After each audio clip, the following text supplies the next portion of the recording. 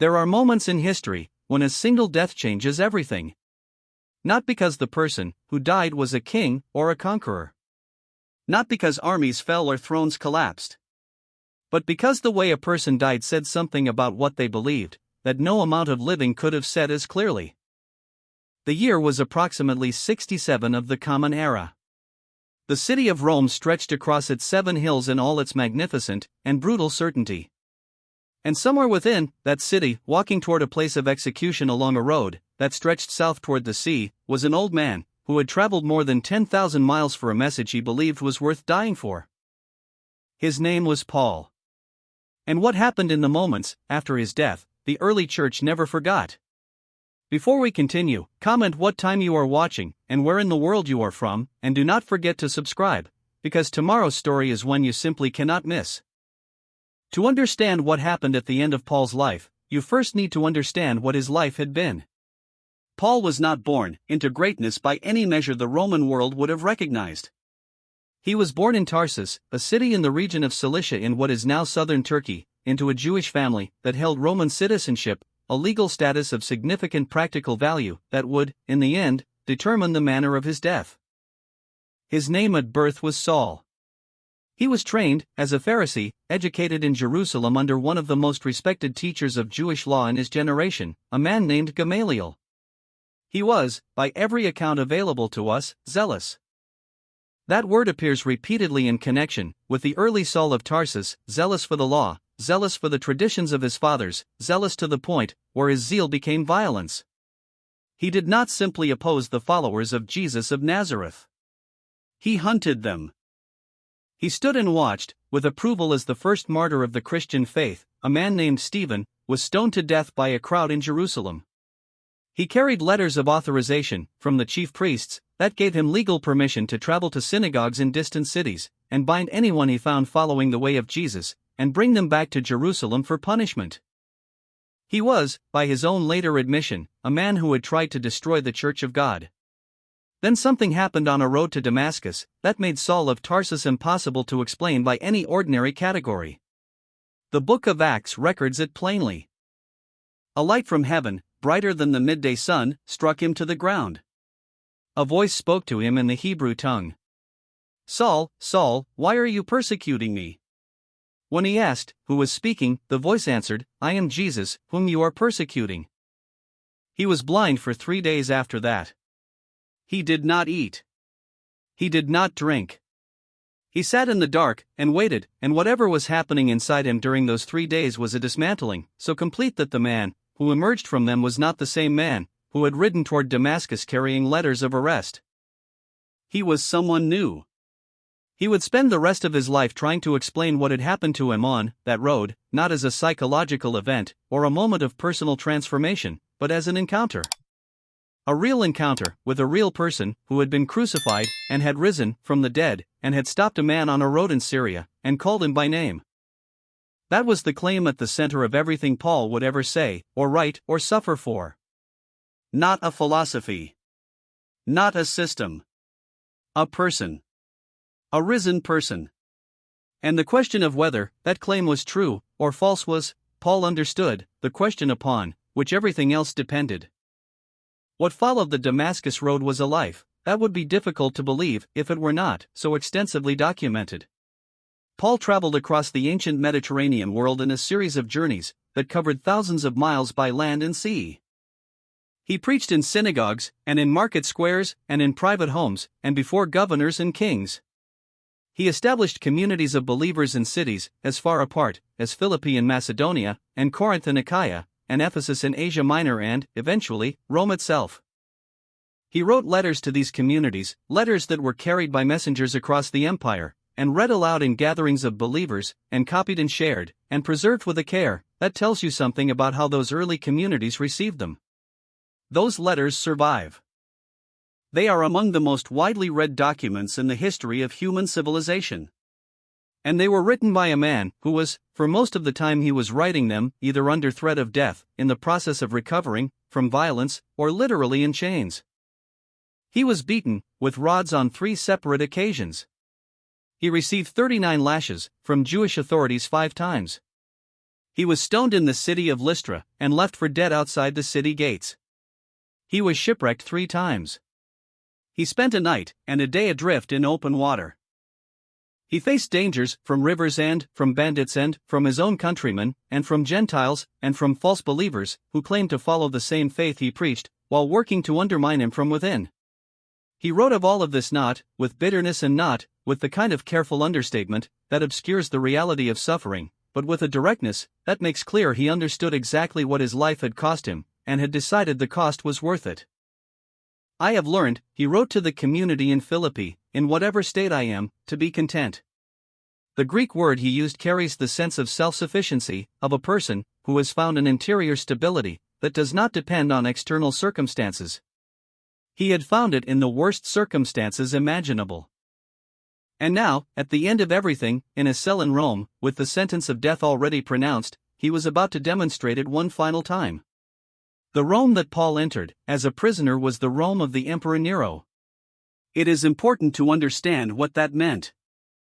Nero had come to power at the age of 16, and had, in the years of his reign, progressed from a young emperor managed by capable advisors to a man of extraordinary cruelty, who had ordered the executions of his own mother, his first wife, and an increasingly long list of senators, generals, and officials who had fallen out of favor, or who had simply become convenient targets for the accumulation of power. In the year 64 of the Common Era, a catastrophic fire swept through Rome, destroying large portions of the city, and leaving hundreds of thousands of people homeless.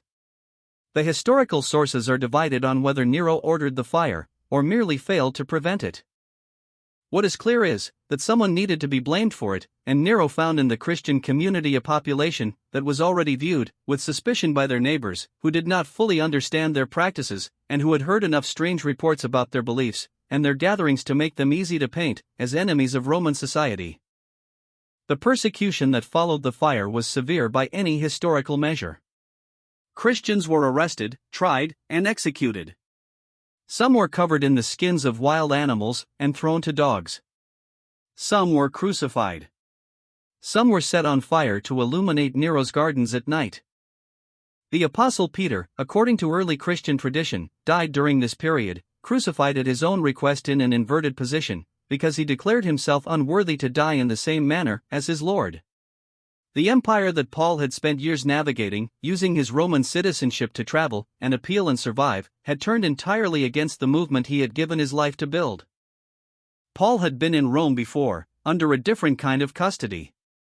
His first Roman imprisonment, described in detail in the closing chapters of the book of Acts, appears to have been a relatively open house arrest, during which he was able to receive visitors and continue writing and teaching. It was during this period, or possibly during a period of freedom that followed it, that he wrote some of his most theologically rich letters. But the second imprisonment, the one that ended at the Ostian Way, was different. The accounts that have come down to us describe a harsher confinement, the kind reserved for those the state considered genuinely dangerous rather than merely inconvenient. And Paul, who had been building communities of people who owed their primary loyalty to a risen king rather than to Caesar, was precisely that kind of dangerous in the eyes of Rome. His final letter, the second letter to Timothy, was written in the awareness that the end had come. The words carry the particular weight of a man who has looked honestly at what lies ahead and has made his peace with it. I am already being poured out like a drink offering, he wrote, and the time for my departure is close. I have fought the good fight. I have finished the race. I have kept the faith. These are not the words of a man seeking an escape. They are not the words of a man in denial. They are the words of a man who has arrived somewhere. Who has come to the end of a very long road, and found that it leads exactly where he always believed it would.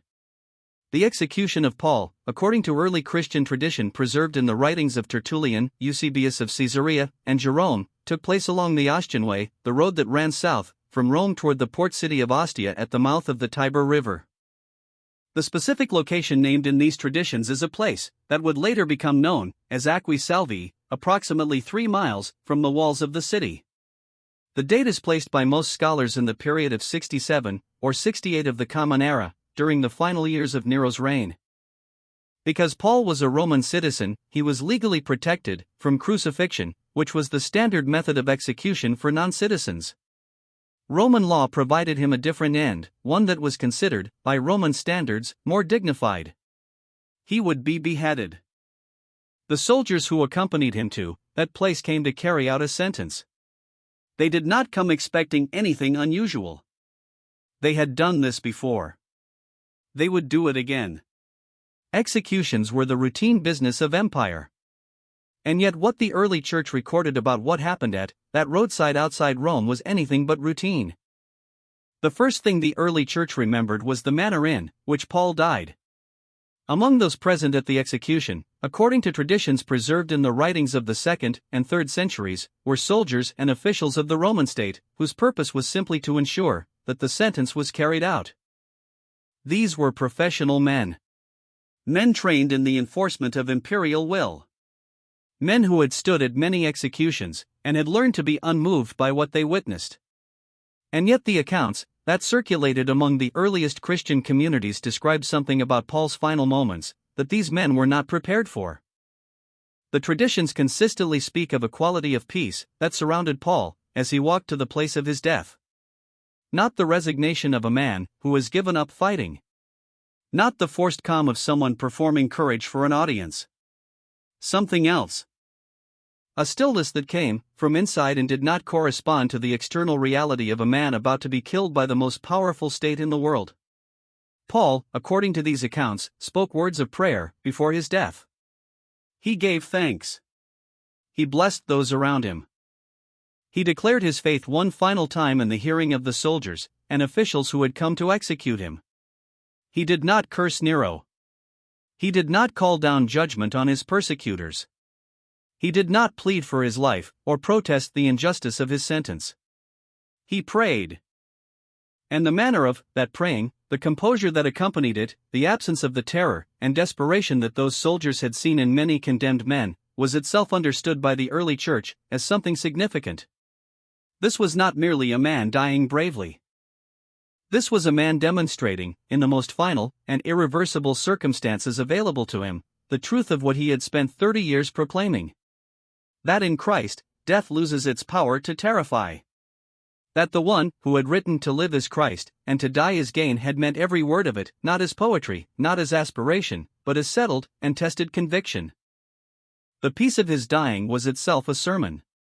The last sermon Paul ever preached, delivered without words, to an audience of Roman soldiers on a road outside the city, where empire had done its worst to the message he carried, and found that it could not silence it.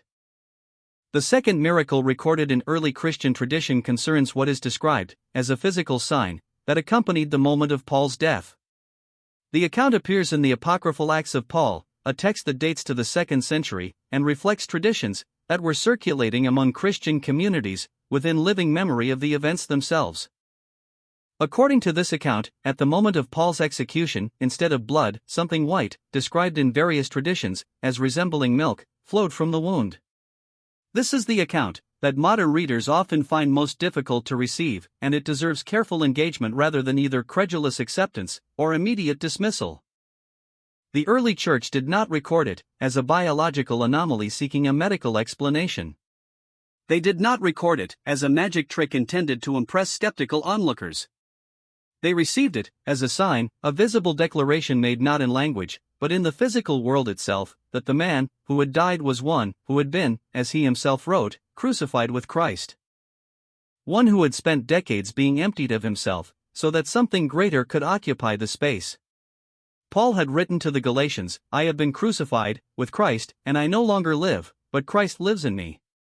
He had written to the Corinthians that he carried in his body the death of Jesus, so that the life of Jesus might also be revealed. The sign, as the early community understood it, was a physical confirmation of a spiritual reality that Paul had articulated in word after word across 30 years of letters and sermons. Whether one reads this account as a literal miraculous event, as a theologically shaped expression of the community's understanding of Paul's death, or as a detail that accumulated in the telling and retelling of a story that carried enormous emotional and spiritual weight, the interpretive point remains consistent. The early church looked at the death of this man and saw in it not simply the end of a remarkable life, but the completion of a testimony that had been building, mile by mile, and letter by letter, since a road outside Damascus, where a light brighter than the sun had knocked a Pharisee to the ground, and called him by name. The third miracle, and the one that appears most consistently across the widest range of early sources, was the conversion of soldiers who were present at the execution. This is not a single account from a single document. It is a detail that recurs across multiple early Christian sources, varying in its specifics, but consistent in its core claim. Several of the soldiers, who had come to the Ostian Way as instruments of imperial power, men who had no prior connection to the Christian community and no reason to be anything other than indifferent to the identity or beliefs of the man they were sent to execute, were so profoundly affected by what they witnessed that they declared their faith in Jesus Christ in the immediate aftermath of Paul's death. The tradition names some of these soldiers, though the precise names vary across different manuscripts and different traditions. What does not vary is the essential claim. Something happened at that execution that broke through the professional detachment of men trained to stand unmoved before suffering and death.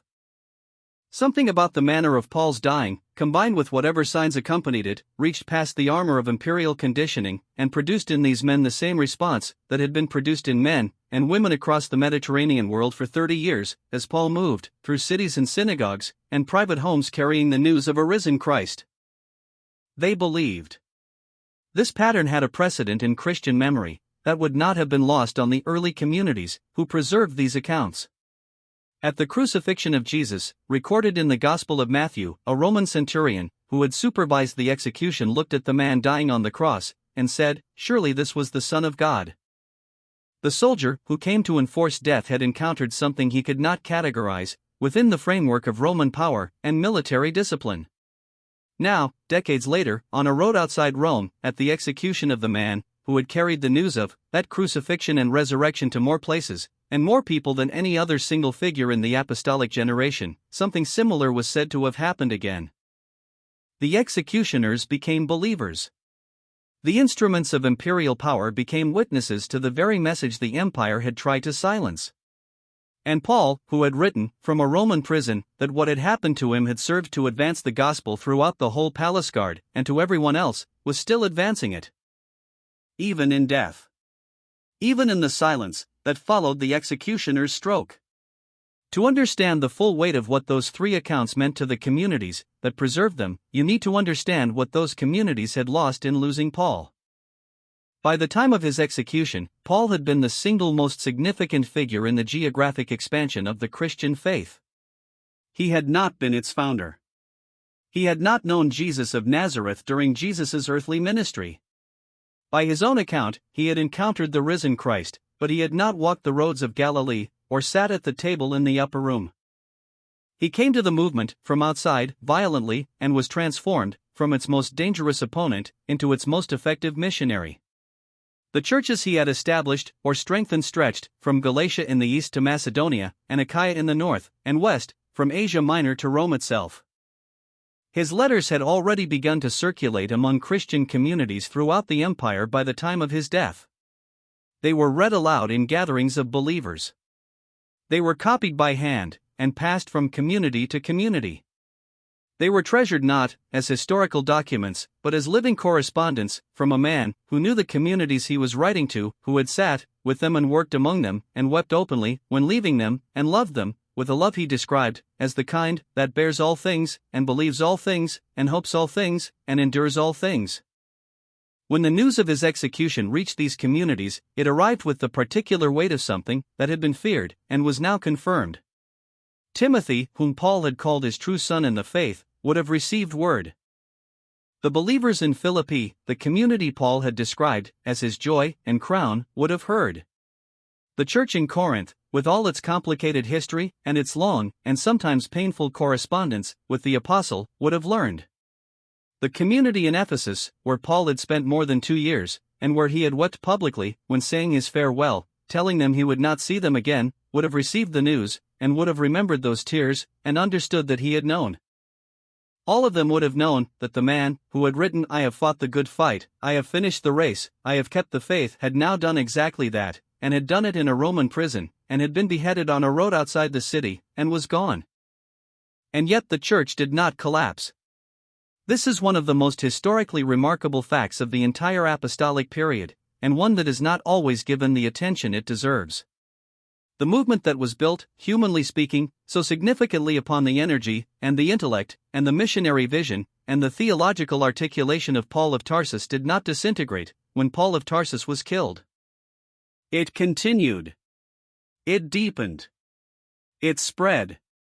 Within 3 centuries of the execution on the Ostian Way, the Christian faith that Paul had carried across the Mediterranean world at the cost of his freedom and his health, and ultimately his life, had become the official religion of the empire that killed him. The early Christians did not explain this as a triumph of human strategy or organizational planning. They explained it the way Paul himself had explained everything that had happened since Damascus, as the outworking of a power that was not their own. Paul had written to the Romans, "I am not ashamed of the gospel, because it is the power of God that brings salvation to everyone who believes." He had written those words before he ever arrived in Rome as a prisoner.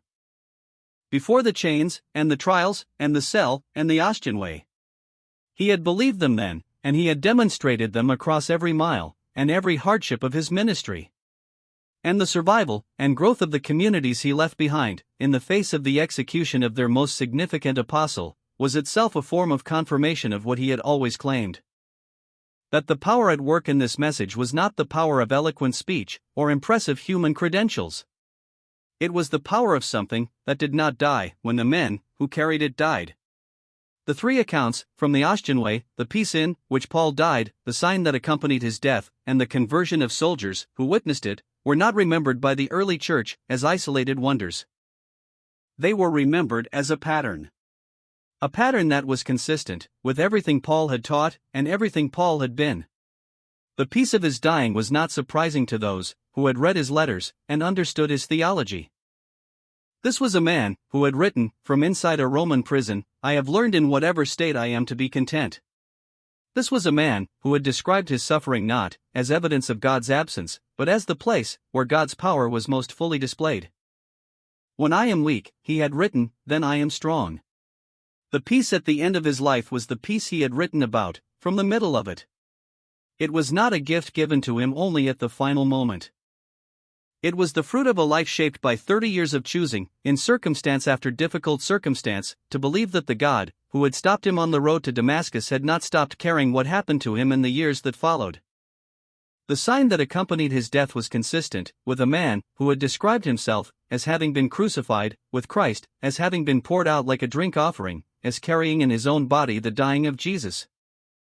If there was a physical sign at the moment of his death, the early church read it not as supernatural spectacle, but as a confirmation that the spiritual reality Paul had described in his letters was exactly what he said it was. And the conversion of the soldiers was not surprising to those who had read Paul's account of his own earlier imprisonment in Rome, when he had written that his chains had become known throughout the whole palace guard, that the soldiers who guarded him had heard the message he carried, and had been affected by it. Even in chains. Even in a cell. Even in the most restrictive circumstances the empire could impose on a man, Paul had been preaching. The execution on the Ostian Way was simply the last occasion of what had been happening for 30 years. Men who came to enforce the sentence of an emperor encountered something they could not explain, within the categories of imperial power. And they believed.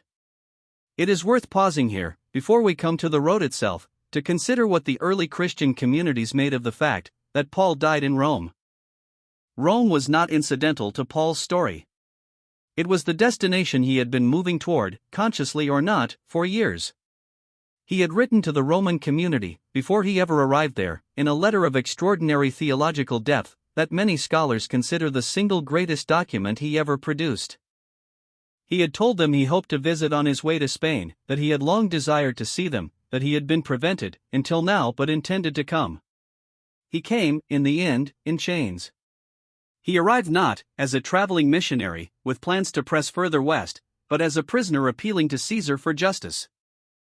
And yet, even in that, the early church saw the hand of something larger than Roman legal proceedings. Paul himself had written, from that first Roman imprisonment, that his chains had served to advance the message he carried, that it had become clear throughout the whole palace guard, that he was there for the sake of something that transcended the categories of Roman law. Rome had done to Paul exactly what it had done to Jesus. It had taken the most powerful voice it could find, and silenced it by force. And it had produced exactly the same result. A death that could not be contained. A message that would not stay buried. A community of believers that would outlast the empire itself. The soldiers at the Ostian Way were not the last Roman soldiers to encounter the faith that Paul carried. They were among the first of many. Within 3 centuries, the empire that beheaded him would bow to the message he proclaimed. This is what the early church meant when they said the 3 things that happened at Paul's execution were miracles. They did not mean simply that unusual events had occurred. They meant that the unusual events were entirely consistent with a pattern they had been watching unfold for 30 years, the pattern of a power that turned obstacles into platforms and chains, into pulpits and executions into conversions. The pattern of a God who, as Paul had written, shows the weak things of the world to shame the strong, the foolish things to shame the wise, the things that are not to nullify the things that are. Paul was, by Roman standards, nothing. A Jewish tentmaker from Tarsus. A prisoner. A man without army, or wealth, or political standing. And through him, the world had been changed. The Ostian Way runs south, from Rome toward the sea. It is a road that has existed for more than 2,000 years, built with the precision and durability that characterized Roman engineering, stones fitted together with a care that has allowed them to outlast the empire that laid them. Along that road, in the 67th year of the Common Era, an old man walked his last steps under the Roman sun. He had behind him a lifetime of journeys. More than 10,000 miles of roads and sea lanes. Cities and islands, and synagogues and courts and prisons. He had stood before Felix and Festus and Agrippa. He had argued in the Areopagus at Athens. He had been dragged before the magistrates at Philippi and beaten and imprisoned. He had been lowered in a basket over the wall of Damascus to escape men who wanted to kill him. He had spent 3 years in Arabia after Damascus, working through the implications of what had happened to him. He had argued with Peter in Antioch when he believed Peter was compromising the truth of the message they both carried. He had written letters in the middle of the night and dispatched them before dawn and prayed that they would land with the force and clarity he had tried to give them. He had wept when saying farewell to people he loved and would not see again. He had been poor, and he had been cared for. He had been cold and hungry and frightened and uncertain. He had experienced moments of what he called a thorn in the flesh, some affliction of body or circumstance whose precise nature has been debated by scholars for 20 centuries, whose purpose he finally concluded was to keep him from becoming proud of what God had accomplished through him. He had been a man. Fully human, with the full weight of what that means, the capacity for joy, and fear, and longing, and exhaustion, and doubt, and determination. And through all of it, across all of it, underneath and through, and beyond all of it, the conviction that he had met the risen Christ on a road outside Damascus, and that nothing that had happened since could change what that encounter had been. He had written to Timothy, in what scholars believe was the last letter he ever composed, "The Lord will rescue me from every evil attack, and will bring me safely to his heavenly kingdom." He had written those words not as a prayer that he would be released from prison, not as a request that the execution would be stayed. He had written them as a statement of what he already knew was true. The rescue he described was not from the sword of the executioner. It was through it. This was the theology of the cross that he had proclaimed for 30 years, the theology that said the path of death was not the end of the story, that the grave was not the final word, that the same power that had raised Jesus of Nazareth from the dead on the 3rd day after his crucifixion was at work in all who belonged to him. He had staked everything on that claim. Every mile. Every beating. Every shipwreck. Every night in a prison cell. Every difficult letter. Every tearful farewell. All of it had been staked on the reality of one event that had happened in Jerusalem in the early days of the Common Era, and that had changed everything about what it meant to die. And now he would find out, in the most direct and personal way available to him, whether the claim was true. The early church believed it was. They believed it not simply because they had been told to believe it, and not simply because Paul had argued for it, with great skill and persuasion across decades of letters and sermons. They believed it because of what they had seen in Paul himself. They had seen a man who had been the most dangerous opponent of the Christian faith become its most tireless advocate. They had seen a man who had been beaten and shipwrecked and imprisoned and stoned and left for dead continue to travel and write and preach with an energy that could not be adequately explained by any merely human motivation. They had seen a man write, from inside a prison, "Rejoice in the Lord always." I will say it again, rejoice, with a sincerity that made the command credible, because it was obviously being practiced by the man who gave it. And now they had heard what happened at the Ostian Way. The peace of his dying.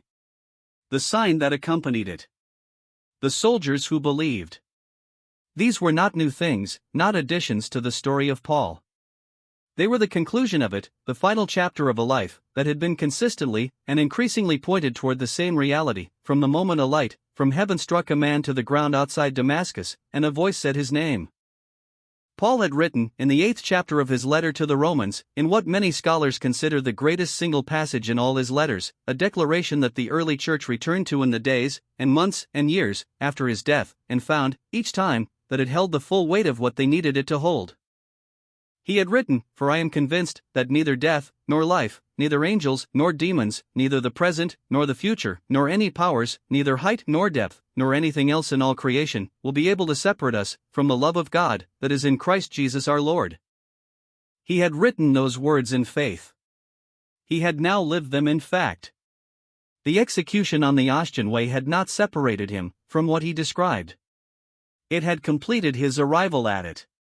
The crown of righteousness he had spoken of, with quiet certainty in his final letter, not as a hope exactly, but as a settled expectation, had been placed upon a life that had been given entirely and without remainder. The race was finished. The faith had been kept. The fight had been fought and won, not by the sword that fell on the Ostian Way, but by the one who had spoken on the road to Damascus, and had been speaking, through this man, to every city, and island and community, and individual across the Mediterranean world ever since. Paul of Tarsus was gone from the world. The message he carried was not. The communities he had built were not. The letters he had written were not. The soldiers who had watched him die, and had believed were not. And the church that bore his memory, and his letters, and the testimony of his dying walked on into the years, and decades and centuries ahead, carrying to every generation the same declaration that had stopped a persecutor on a road in Syria, and had carried him, through 30 years of suffering, and grace all the way to the eternal. That death had been defeated. That the grave was not the final word. That the one who had said, "I am the resurrection and the life," had proven it, and that Paul, who had given everything to proclaiming that proof, had now experienced it firsthand, beyond the reach of emperors, beyond the jurisdiction of Rome, in the place prepared for those who have fought the good fight, and finished the race, and kept the faith, where the love that had followed him from Damascus to Rome was waiting to receive him home. Thank you for following this story. Let us know in the comments below. If this story has moved you, and you'd like to stand with us in bringing more voices of truth and hope to light.